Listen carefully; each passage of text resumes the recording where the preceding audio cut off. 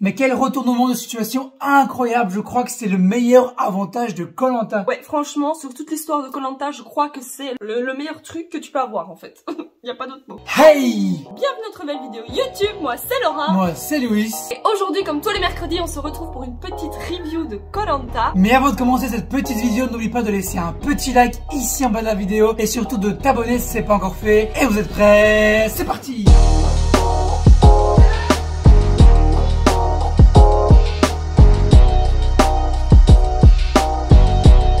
La semaine dernière, on s'est quitté avec Karima et Hugo qui avaient un choix à faire. Il était inscrit sur une pancarte à vous de choisir.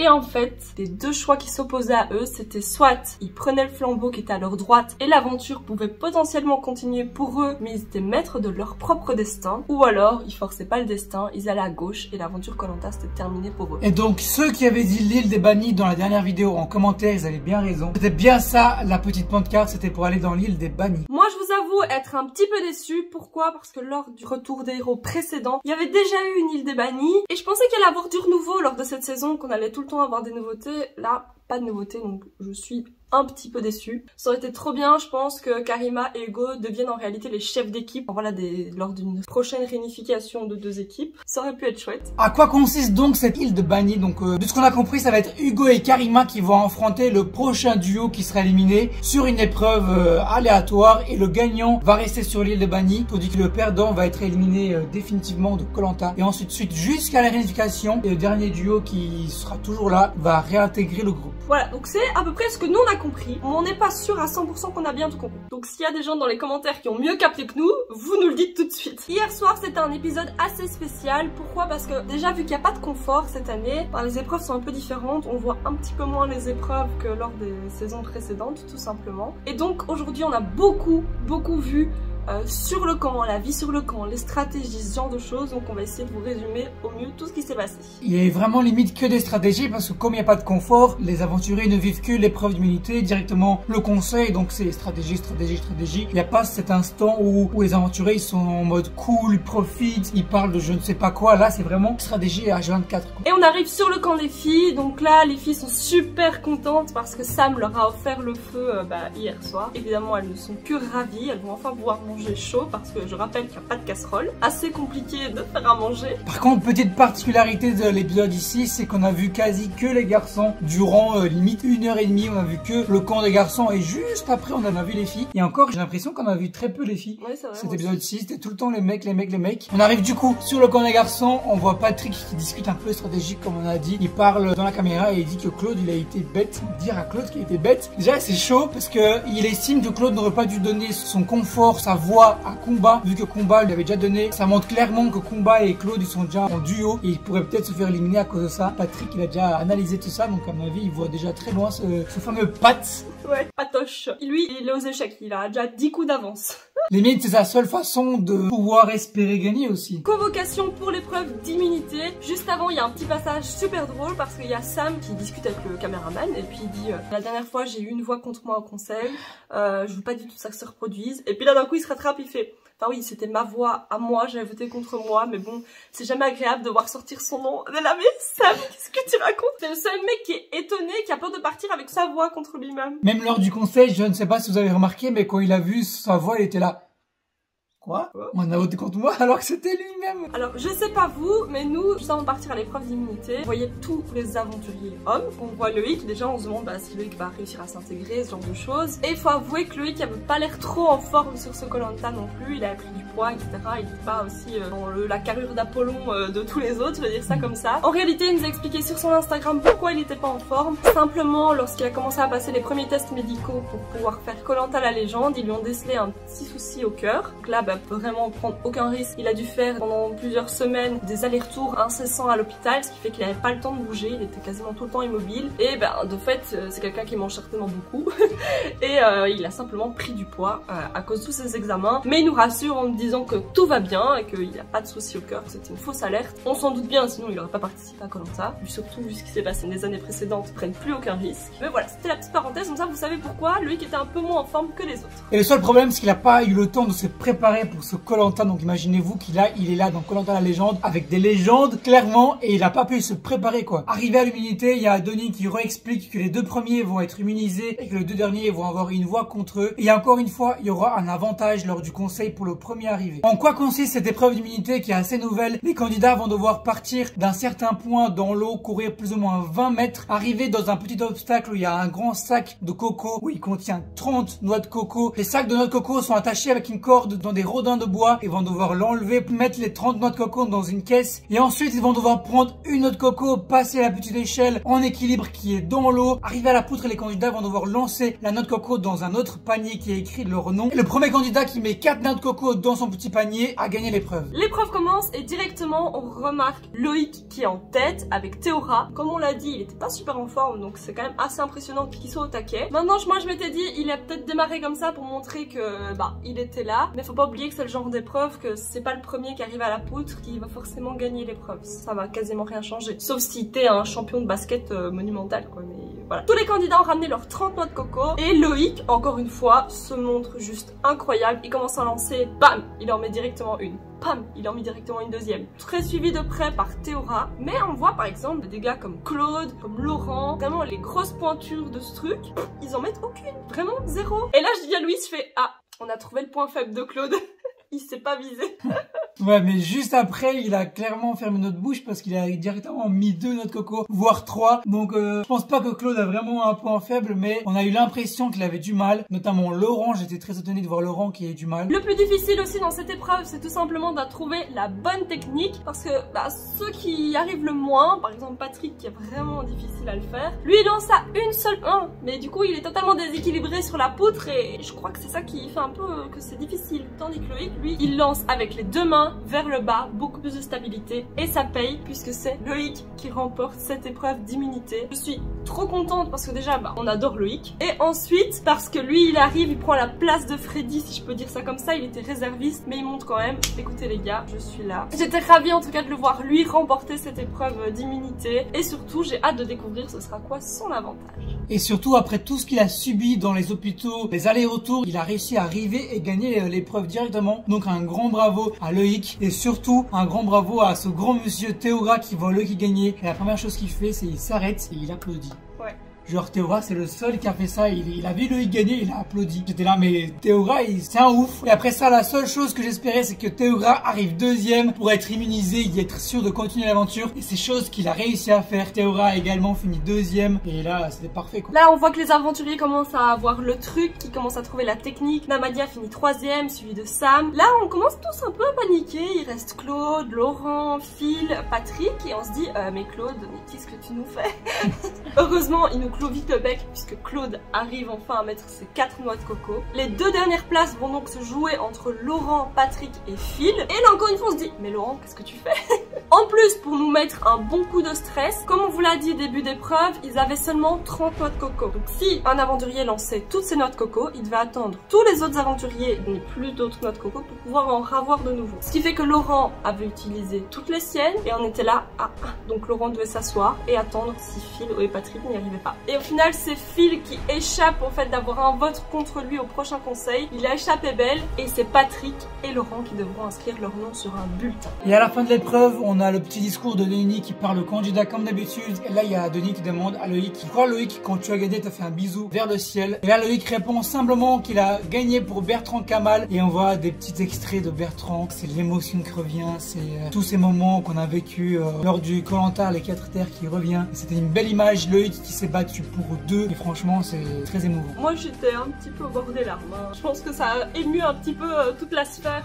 D'ailleurs même sur Twitter les gens parlaient que de ça. Ça donne encore plus envie de soutenir Loïc pour qu'il arrive le plus loin possible. Parenthèse terminée, on revient sur le camp et là comme on vous l'a dit, les stratégies commencent. Laurent qui a une voix contre lui commence un petit peu à flipper parce qu'il se dit je suis quand même un gagnant, il y a moyen qu'on veuille m'éliminer quand même. Genre Laurent qui dit ça, s'il te plaît, il est allié à Théora, Claude, les seuls qui dominent limite tous les aventuriers et il ose dire qu'il a peur. Arrête Laurent, tu fais pas ça à nous. Laurent lui sa stratégie en fait c'est de se rapprocher de Loïc puisque Loïc vient d'arriver, il a pas encore ses alliés dans l'aventure. Il essaye vraiment de lui dire écoute moi je suis là pour m'amuser, je suis là pour m'éclater, ok je veux gagner mais je suis là pour m'éclater nanana. Et là Laurent dit un conseil qui est vraiment à prendre apprendre si un jour vous qui nous regardez vous voulez participer à Koh-Lanta. Il nous dit simplement que gagner Koh-Lanta en gagnant toutes les épreuves c'est très bien, mais que malheureusement ça ne suffit pas et qu'il faut faire des alliances si tu veux aller loin dans le jeu. Parce que si tu avances en gagnant des épreuves, le moment où tu ne gagneras pas d'épreuves, c'est ciao. La preuve, c'est Maxime, lors de son Koh-Lanta, il était très fort, il a gagné plein d'épreuves. Et vu qu'au niveau social, c'était pas vraiment au top, dès qu'il a pas gagné une épreuve d'immunité, il a été éliminé direct. À votre avis, qu'est-ce que Patrick il a fait en sachant qu'il est en danger, qu'il a une voix contre lui?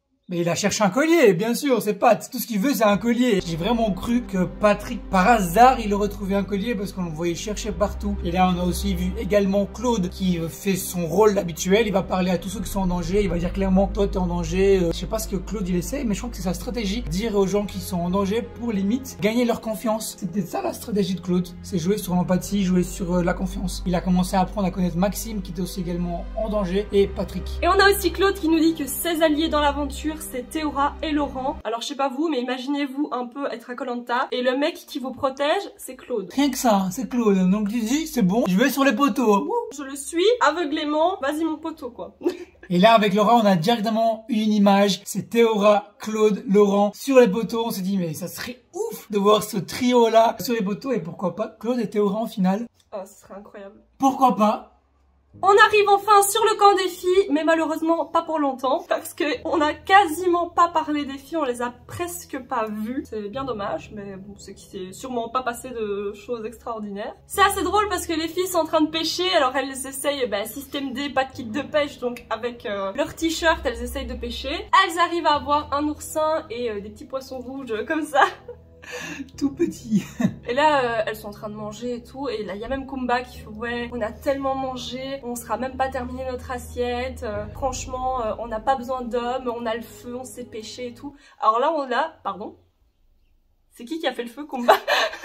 On a Sam devant la télé, il a fait quoi? Quoi? Pardon Kumba, t'as pas besoin d'hommes parce que t'as le feu? Mais qui a fait le feu?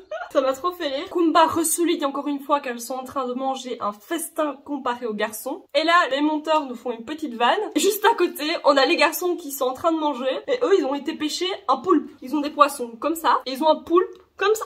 Alors vraiment, le truc, c'est une brochette entortillée, mais énorme. Et je me dis, mais comment ils ont pêché un poulpe? J'ai aucune idée. Parce qu'ils ont pas de kit de pêche, ils ont rien du tout, ils ont juste un bout de bois. Ils ont créé peut-être et ils ont pêché un poulpe, des poissons énormes et franchement, comment ils ont fait? Je sais pas. Mais c'était bien drôle la transition, vraiment. Ouais, les garçons mangent rien comparé à nous, puis les gars, j'ai pêché un poulpe. Ce que j'ai trouvé dommage avec les filles, surtout Kumba, c'est que tout le temps, elles se comparent aux mecs, tout le temps, c'est oui, les filles vont faire ça, les filles sont meilleures, les filles vont arriver en finale, je veux qu'il y ait 5 filles. C'était tout le temps des comparaisons. J'ai vu sur Twitter que les gens se plaignaient un peu qu'il y avait toujours cette comparaison filles-garçons, alors que les garçons, au final, ils s'en foutent complètement. Mais je sais pas pourquoi Kumba, elle veut absolument se comparer. Mais pas le temps de s'attarder sur leur festin de reine, puisqu'il y a maintenant la convocation pour l'épreuve d'immunité. Et là, dès le message, ils comprennent déjà que ça va être une épreuve statique. Et là, Jade, elle se dit, yes, c'est pour moi. L'épreuve d'immunité pour les filles, c'est l'épreuve qui est classique qu'il y a chaque année dans Koh-Lanta. C'est la fameuse épreuve où vous devez avoir les bras tendus vers l'arrière qui retiennent une corde. Les pieds sont posés sur une petite bascule et au fur et à mesure, la corde descend et vous devenez de plus en plus incliné. Donc c'est vraiment une épreuve de résistance, un rapport force-puissance que Denis a expliqué si je me trompe pas. Et donc il faut vraiment avoir beaucoup de mental parce que c'est surtout à ce niveau-là que ça va se jouer, que la différence va se faire. Même chose que pour les garçons, donc les deux premiers sont immunisés, les deux derniers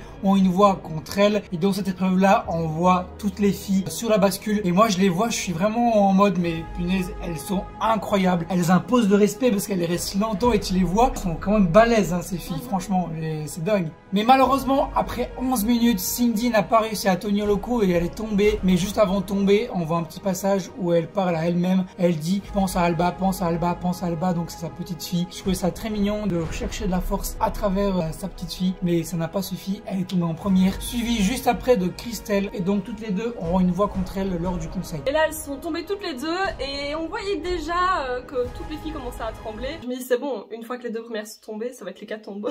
Ça va être une par une, elles vont commencer à tout tomber. Finalement non, elles s'étaient quand même assez espacées, mais très vite, moi j'avais déjà clairement vu que Jade, Clémence et Alix, elles étaient clairement dans leur élément, elles bougeaient pas d'un poil, elles tremblaient pas. Même Jade, elle avait son dos parfaitement droit alors que tout le monde était plié pliée en pont, genre en mode hernie discale. Et j'avais raison puisque c'est elle 3 qui reste en dernier sur l'épreuve. Bon, je rappelle pour ceux qui s'en souviennent pas, mais Alix, lors de son Koh-Lanta précédent, elle était restée assez longtemps aussi sur cette épreuve. Elle n'avait pas gagné, mais elle était restée assez longtemps. Et à mon avis, peut-être que Jade ou Clémence a déjà certainement remporté cette épreuve. Mais comme Denis l'a déjà dit plusieurs fois, Jade, c'est son élément. Les épreuves statiques, c'est son truc. À chaque fois, elle a battu les records. Et je rappelle que Jade, elle a record woman de nombre de victoires féminines sur Koh-Lanta. Mais Alix n'a pas réussi à faire face aux deux légendes, Jade et Clémence. Et pour la fin de cette épreuve, on aura donc un combat entre deux monstres. Clémence, double gagnante. Jade, 2 fois finaliste et 1 fois gagnant de Koh-Lanta. C'est un combat de malades. Moi, je les vois, je suis vraiment limite émerveillé. Parce qu'elles imposent le respect tellement elles sont puissantes, quoi. Surtout que moi, je vous l'avais dit lors de l'épisode précédent,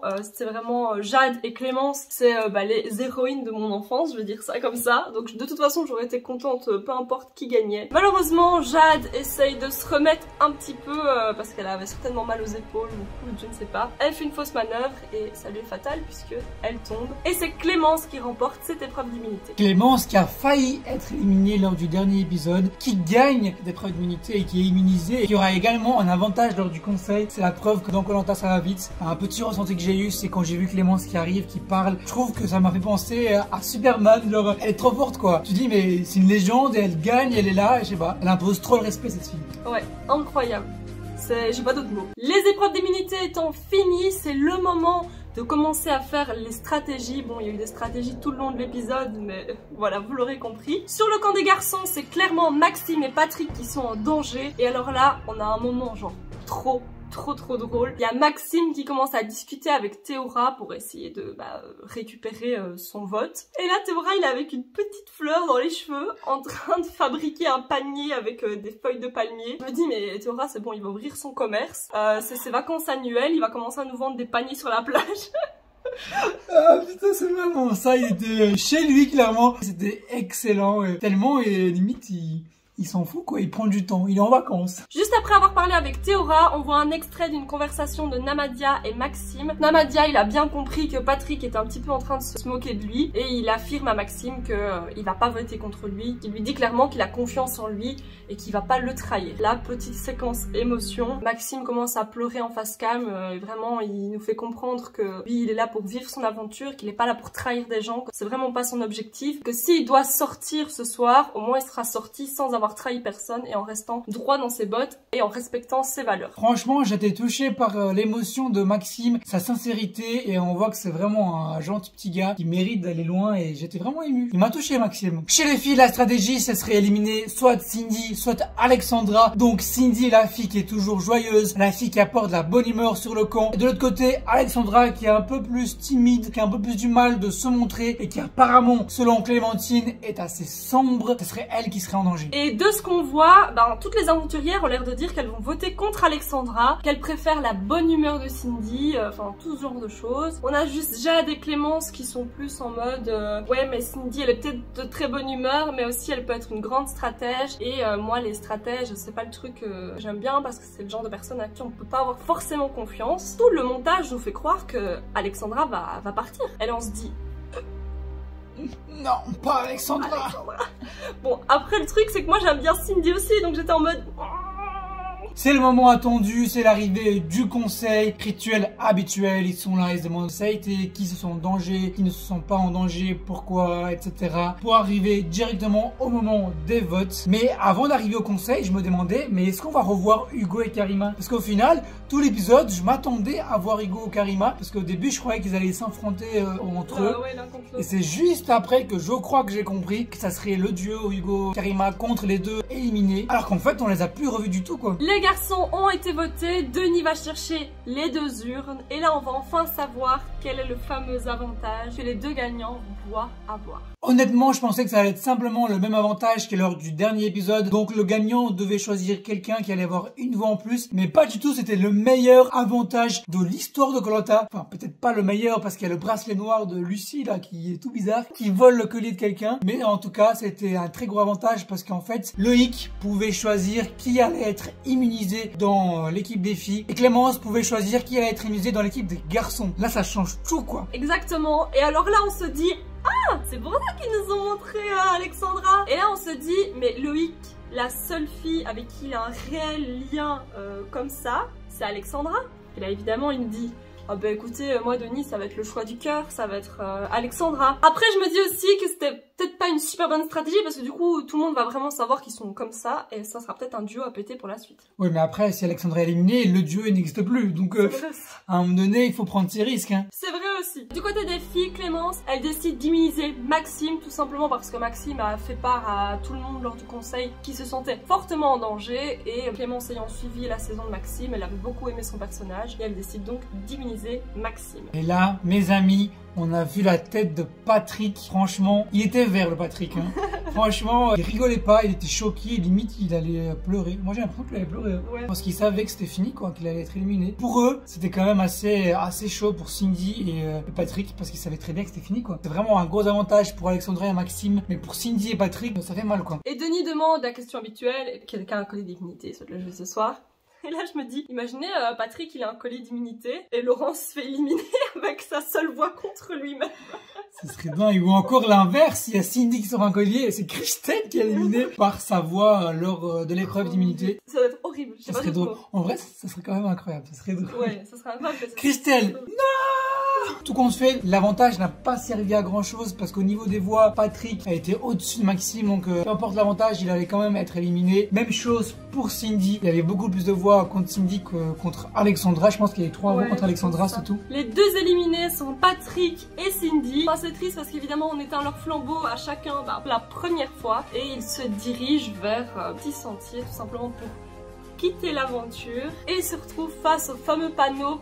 À vous de choisir. Évidemment, ils ne réfléchissent pas 2 fois, pas 2 secondes. Ils choisissent le flambeau, ils partent à droite et on saura la suite au prochain épisode. Mais par contre, le prochain épisode, c'est dans 14 jours. Juste parce qu'il y a match de l'équipe de France. Mais genre, on s'en fout. On veut Koh-Lanta, on veut pas regarder le foot. On va pas nous annuler un épisode déjà que c'est le mardi. Et en plus, on annule un mardi. Alors qu'en plus de ça, en plus, il y a la Champions League bientôt. Et ce sera le mardi aussi les matchs. Comment ils vont faire? Est-ce qu'ils vont annuler Koh-Lanta à chaque fois qu'il y a la Champions League? En fait, Koh-Lanta ça va durer 2 ans. Chaque fois, ça va être repoussé parce que franchement... Parce qu'après il y aura le rugby, après il y aura la Coupe du Monde, après... Bref, dites-nous ce que vous en pensez de cet épisode ici en commentaire. Dites-nous également ce que vous avez pensé de cette fin d'épisode, de cette annonce que l'épisode sera dans 15 jours. Est-ce que vous trouvez ça normal ou pas? Dans les prochains épisodes, apparemment ce serait une réunification avec 2 équipes mixtes qui vont enfin commencer à s'affronter dans des épreuves collectives. On a hâte de voir ça. Dis-nous tes pronostics dans les commentaires sur qui tu penses qui sera ensemble dans les mêmes équipes. Mais surtout avant de quitter cette vidéo, tu n'oublies pas de liker, de commenter, de partager et surtout de vous abonner parce que c'est gratuit. Et surtout n'oubliez pas de penser à vous.